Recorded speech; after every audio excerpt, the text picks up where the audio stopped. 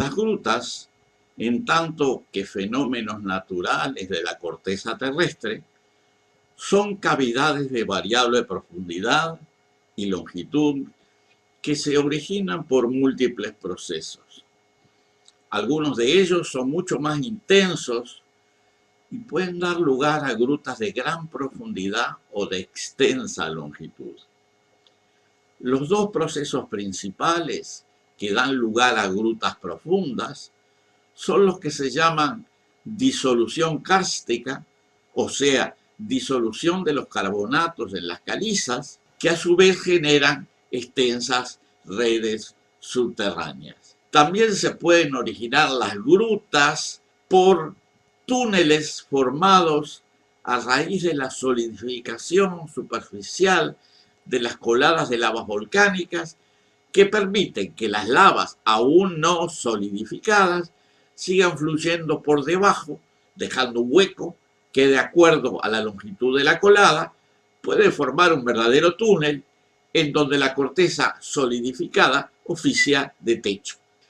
Hay otros procesos que originan grutas o túneles en las rocas, pero generalmente son de menor magnitud.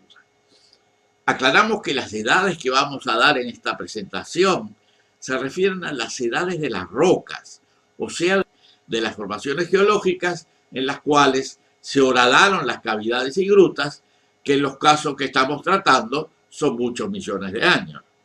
Las edades de las grutas y cavidades propiamente dichas son mucho menores, tal vez de algunos miles o decenas de miles de años, según los casos.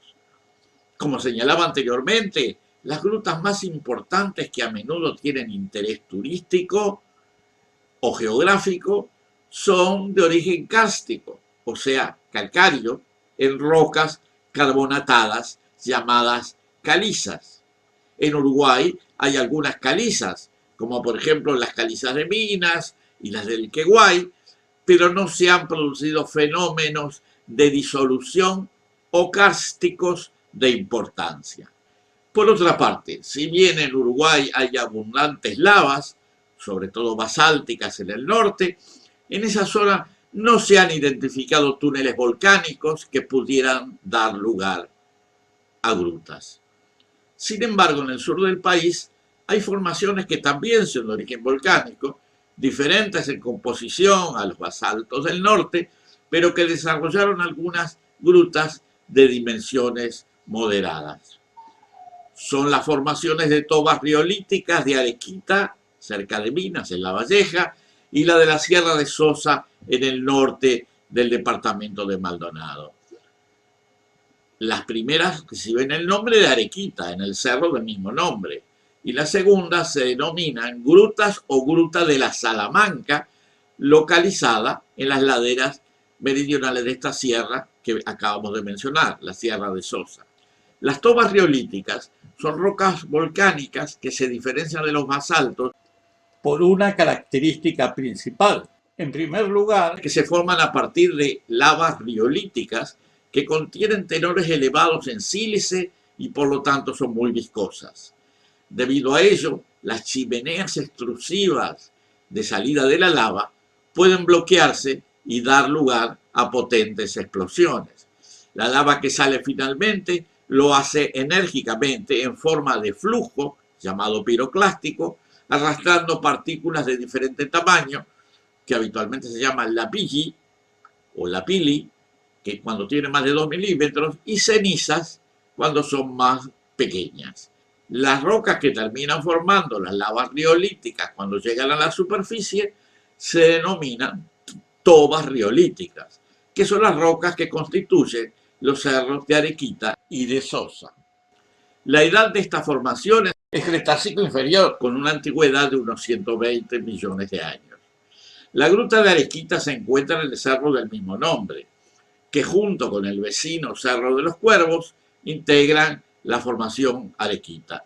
El Cerro Arequita y el Cerro de los Cuervos están separados por el valle del río Santa Lucía. El Cerro Arequita tiene una altitud de 220 metros sobre el nivel del mar. La gruta principal se interna en el cerro con un largo de unos 200 metros de longitud. El hombre Arequita es de origen guaraní y según se ha citado querría decir manantial de las piedras de las cuevas. Por su parte, la Gruta de la Salamanca, que es la que se manifiesta en la Sierra de Sosa, tiene una profundidad menor de unos 50 metros.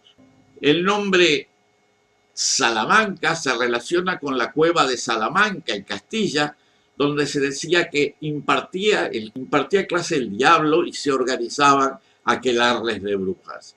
En varios lugares de América, como Tucumán, La Rioja, Catamarca y Salta, se recogió esta leyenda y se usa la denominación de Salamancas para cuevas y otros lugares que consideran misteriosos o mágicos.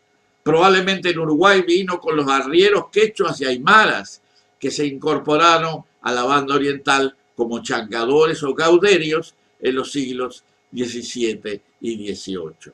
Hay otras dos grutas conocidas en el país que se formaron en escarpas de taludes sedimentarios. En ambos casos, formaciones areniscosas. Son la Cueva de la Tigra en Cerro Largo y la Gruta del Palacio en Flores. La Cueva de la Tigra se formó en las areniscas de Tres Islas, que son areniscas fluvioglaciares muy antiguas, de edad carbonífera, con más de 220 millones de años de antigüedad. La profundidad y longitud de esta gruta no excede los 50 metros. Por su parte, la Gruta del Palacio, que erróneamente fue atribuida a factura indígena y que tampoco es muy profunda, se formó a partir de las areniscas ferrificadas de la formación Ascencio, data del periodo Cretácico y tiene una antigüedad de unos 60-65 millones de años. La ferrificación que formó la Gruta del Palacio es probablemente el resultado de la formación de un suelo tropical en un periodo posterior, hace unos 50 millones de años, asumiendo una forma columnar. Las grutas en sí, tanto las de la Tigra como las del Palacio, se formaron debido a la erosión que dio lugar a la exhumación de las formaciones geológicas que mencionaba anteriormente y que debido a las heterogeneidades de las rocas excavó más en algunos lugares que en otros, formando escarpas y taludes que en ciertos afloramientos asumen la morfología de grutas.